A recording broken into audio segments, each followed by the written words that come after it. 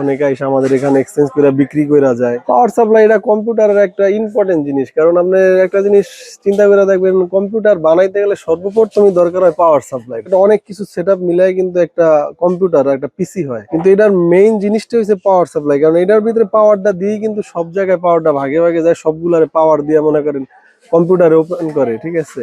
এই জন্য এই জিনিসটা আর এটা নিয়েই শিখছি ছোটবেলাতে। আমার প্রায় আজকে 17 থেকে 18 বছর এই পাওয়ার সাপ্লাই লাইনে আছে। লো বাজেট থেকে হাই বাজেট সবই আমাদের রাখতে হয় কাস্টমারের চাহিদার ক্ষেত্রে। আর লো বাজেটের জন্য কম দামি প্রোডাক্ট নিতে হয়, কিন্তু হাই জেনারেশনে যদি লো বাজেটের মনে করেন পাওয়ার সাপ্লাই লাগানো হয়, সেক্ষেত্রে তো বোর্ডের সমস্যা হইতে পারে, যে কোনো সমস্যা হইতে পারে। এই জন্য সবাই সাজেস্ট করবো যারা পিসি বানায় হাই জেনারেশনের জন্য যেন ভালো একটা পাওয়ার সাপ্লাই চুজ করে, আর লো বাজেটের জন্য যেন লোটা লাগায়।